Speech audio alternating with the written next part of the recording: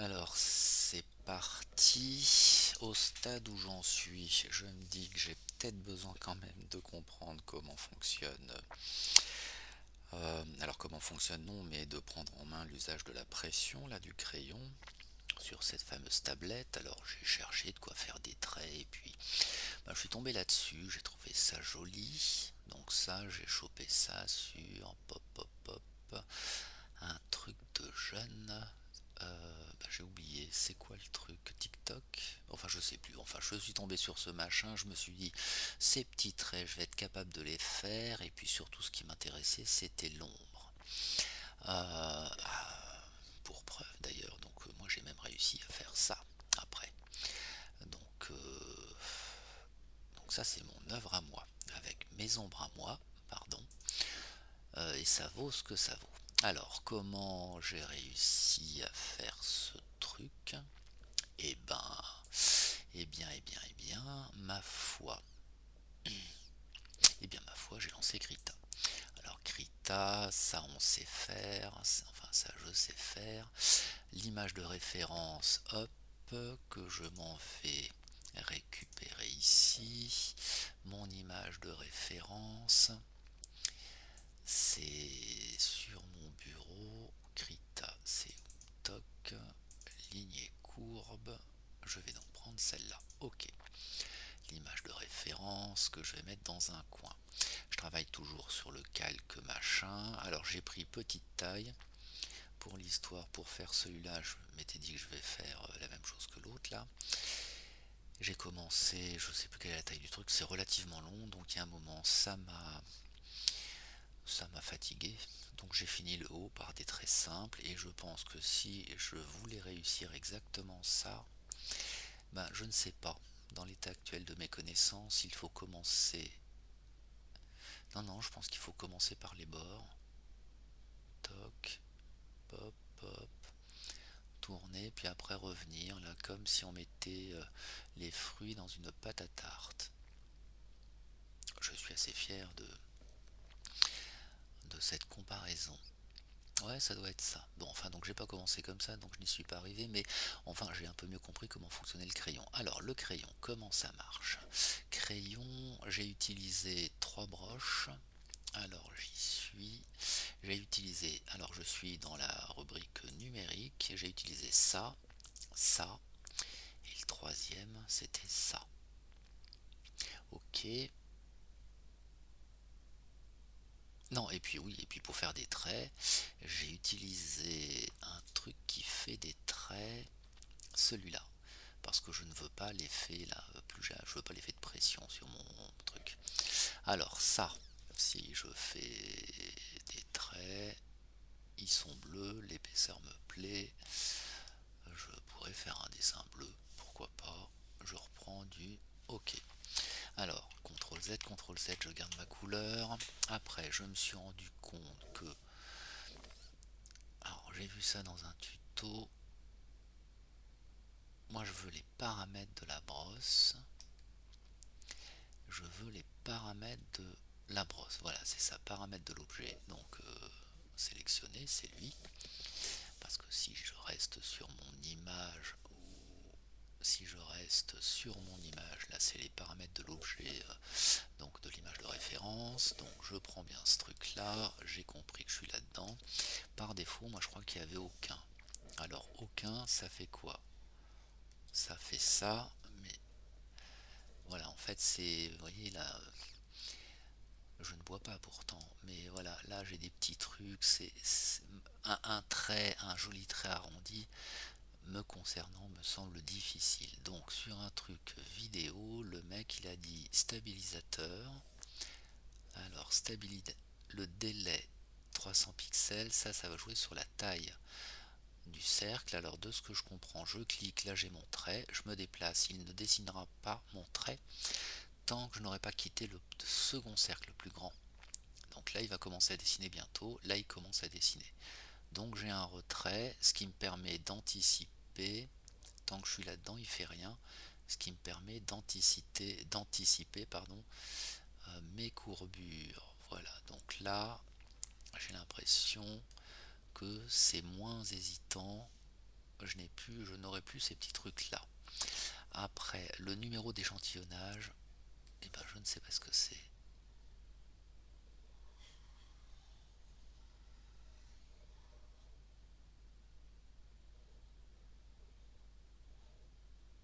Tiens, bah, c'est peut-être pas mal.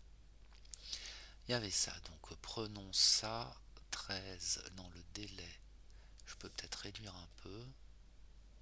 Ok, donc là, donc ma découverte c'était stabilisateur.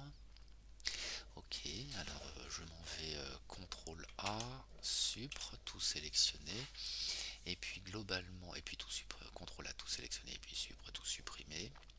Et puis donc là, et ben donc là, c'est grand comme truc, hein. Bah, enfin bon, je vais commencer par le bord, puis je vais m'inspirer de ça là. Donc je pense qu'il faut commencer petit. Hop, je vais peut-être zoomer d'ailleurs. Et puis toc, hop.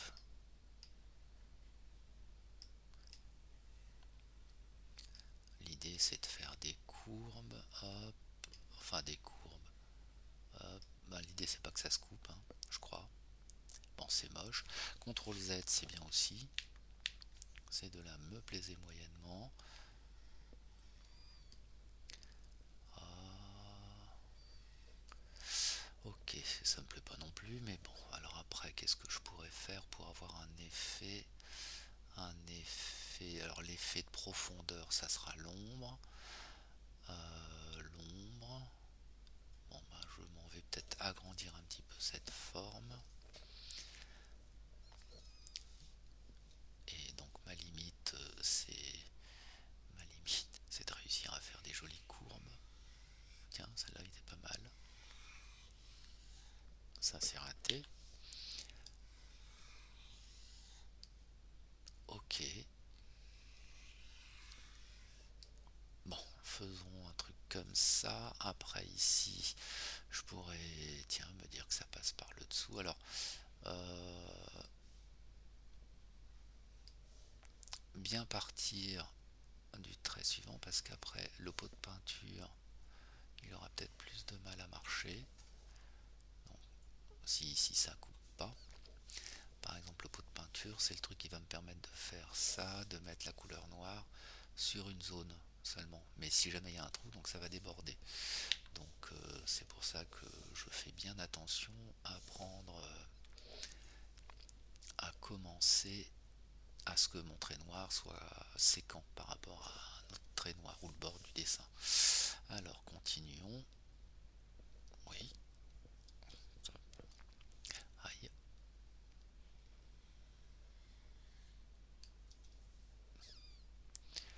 Ok, ça ferait le second. Et puis je vais en faire un par ici. Et puis gna gna gna. Alors par ici. Ça me fait penser à des courbes de niveau. Alors je vous avouerai que je me suis même dit, avec QGIS, je pourrais choper les courbes de niveau d'un coin qui me plaît bien.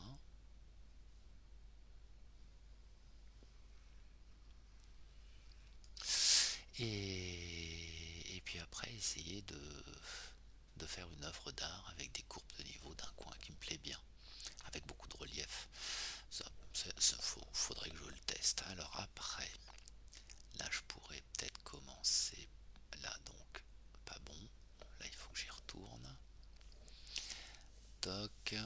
Ok, donc on a bien compris. Enfin moi j'ai... bon, on dira que ça le fait. Une petite butte. Allez, un truc plus dense ici.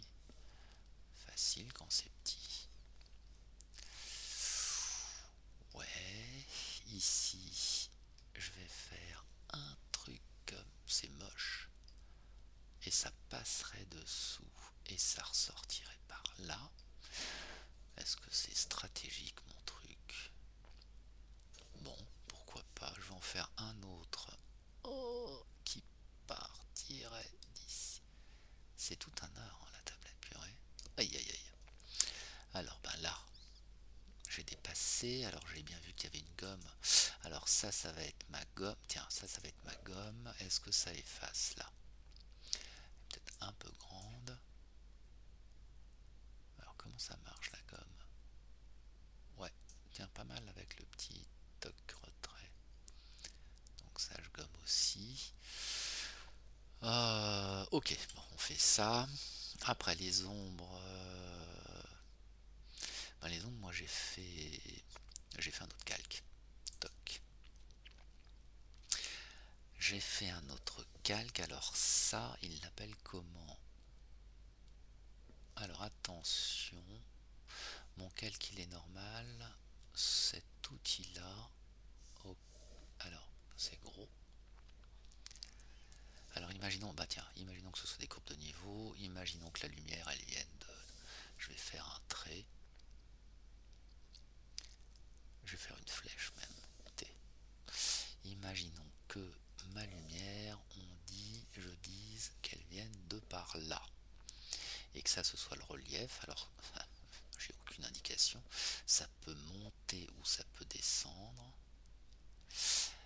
Alors si la lumière, et puis ça c'est cette zone là c'est dessous.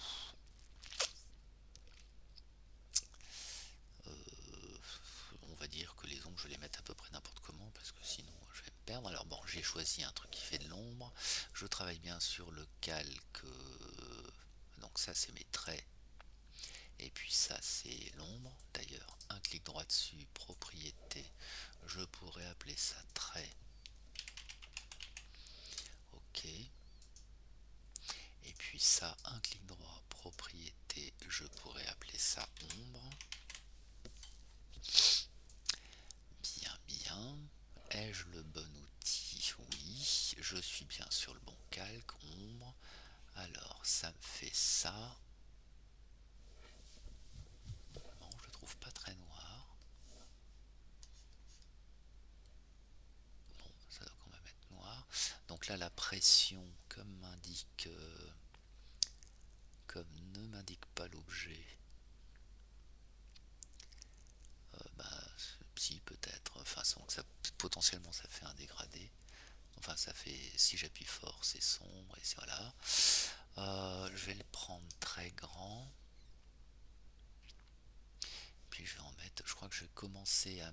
Je vais jouer avec les trois dans quel ordre? J'ai mis de l'ombre, on va dire par ici.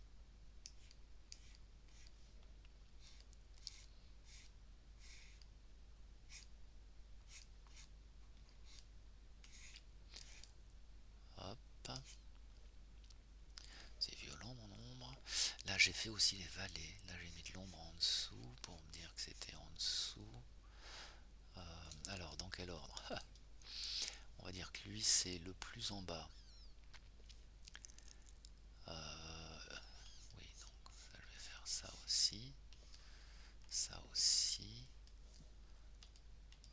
Je densifie un peu tout. Et puis après, alors ça c'est de la gomme.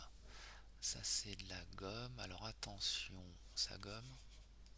Non, là ça va gommer. Ça joue aussi avec. Ça prend en compte ma pression. Bon, je vais gommer ça là-haut. Parce que ça c'est moche. Alors après, ce petit truc, une gomme qui s'estompe un peu. Alors c'est là que c'était étonnant. J'ai fait des machins comme ça. Et c'est fou hein, là. Tiens, puis ça doit peut-être épouser ma ligne de niveau.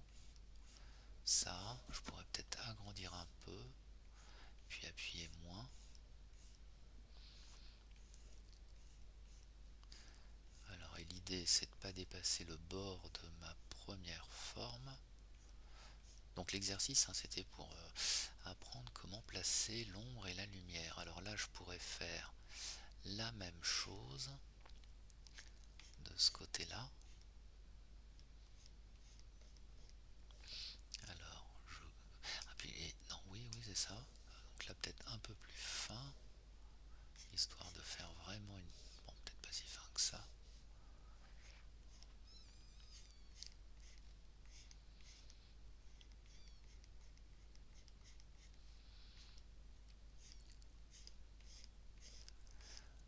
on voit les coups de stylet.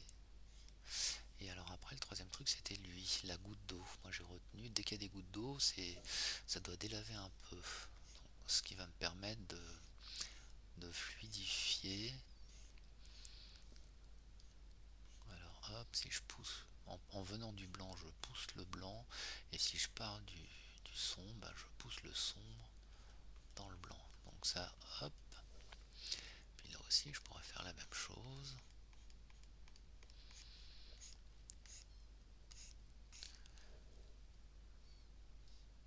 Alors là, il faudrait que j'efface. Et puis là, alors là, il faudrait que je fasse. Comment elle a fait, elle? Enfin, elle ou lui, hein. Donc si je regarde ça, c'est tranché sur le bord. Et ça, ok. Donc tranché sur le bord. Bon, alors, je vais remettre du noir, je crois. Petit.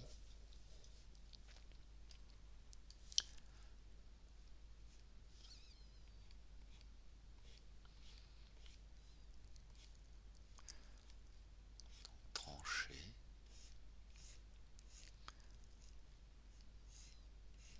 Puis après, moi, je me dis, je vais essayer d'étaler avec ça. Pour que ce soit moins. Tiens.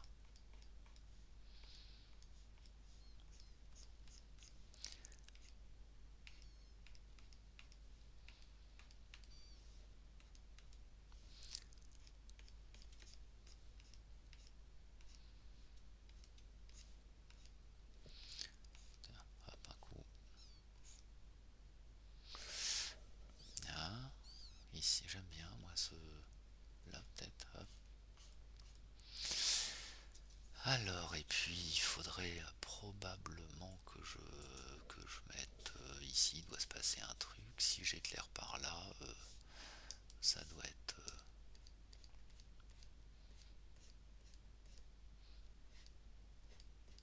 plus lumineux. Et puis là, je vais conserver l'ombre. Ici, on sait pas trop ce qui se passe, moi non. Ça, c'est peut-être un peu violent. Enfin, c'est assez. Enfin, voilà. Il y a du relief. Bon, ben voilà, on peut faire ça tout le long. Tout le long, tout le long. J'ai essayé un autre outil ombre. Je me suis fait un autre calque à un moment. C'était quoi? C'était le ciel, je crois, pour faire mes traits là. Les traits. Qui, quand je me suis dit, zut, c'est trop long. Alors, les traits, j'ai utilisé. On va dire que c'est le ciel. Ok, alors là, c'était courbe de Bézier. Alors comment un clic, deux clics, ça, voilà, je place le point et après c'est la tangente. Je place le point et après c'est la tangente. Ok. Donc ça m'a permis de faire des grandes lignes avec des courbes. Je suis bien dans le ciel. Donc je pars d'ici. Là je lâche. Là. Alors l'idée c'est de faire des vaguelettes. Toc. Et puis pour sortir, deux clics, c'est ça? Non, entrée. Toc, raté. Bon, et pourtant, évidemment, si ça devait marcher, mais c'était pas le bon outil. Donc le bon outil, c'était lui. Ok, toc, raté. Z. Alors, alors, donc là j'appuie, je ne lâche pas, je fais mon trait sur ma tablette, je lâche. Donc mon point de départ et ma tangente, ça c'est celle que je viens de déclarer. Après je voudrais que je vais aller là, je fais mon point, je ne lâche pas, ça c'est ma deuxième tangente. Donc voilà, je lâche, je voudrais remonter, est-ce que c'est mieux? Hop, toc, une vaguelette, une autre vaguelette, un grand trait. Ouais, ben hop, allez, hop. Donc ça, l'intérêt, c'est que ça me fera. Et là, je double-clique. Non, entrée, on a dit. Hop, oui, voilà. Et puis je pourrais faire. Alors, après, c'est vous l'artiste, hein. Ça coupe pas. On fait bien ce qu'on veut.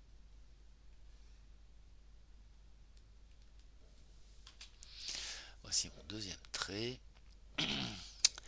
Alors après, après c'est bien tout. J'ai joué du pot de peinture qui me met du noir. Alors, qui me met du noir? Et là, là où il faut. Toc, je pourrais le dégrader.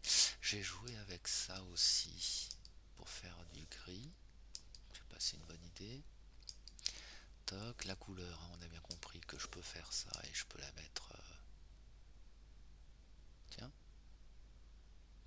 Donc, c'est l'opacité. Donc là, si je mets CTRL Z,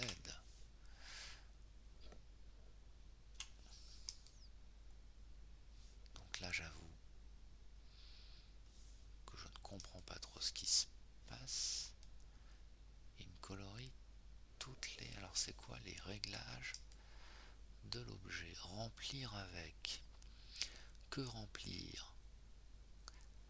Ah, alors paramètres de l'outil, le seuil étalement. Faut peut-être jouer remplir avec couleur du premier plan, couleur d'arrière-plan, motif.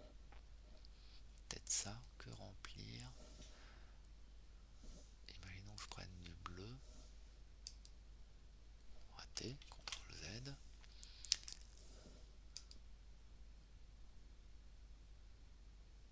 Je ne comprends pas pourquoi. Le seuil peut-être.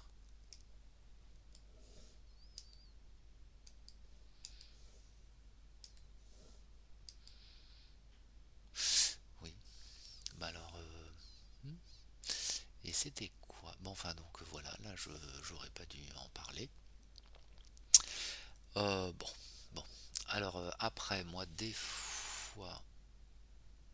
Alors, oui, pour tester, j'ai fait aussi des dupliquer le calque. Je vais tous les dupliquer. Copie de trait. Non, dupliquer le calque, copie de ombre. Et puis dupliquer le calque, toc. Ça, c'est histoire de garder des traces. Et puis, moi, je me suis dit, si je les mettais en dessous. Donc là, je vois le trait, je vois ça, je ne vois pas celui-là parce qu'il est caché par le fond blanc. Copie de ombre, toc, la même chose. Et puis copie, c'est quoi, c'est ça, de quelques dessins. Hop, voilà. Donc là, j'ai mon ciel, mes ombres et mon trait. Ok. Et puis à un moment, comme mon pot de peinture là, ça marchait pas très bien, j'ai dû fusionner avec le calque du dessous, et d'où l'intérêt d'avoir fait les copies avant.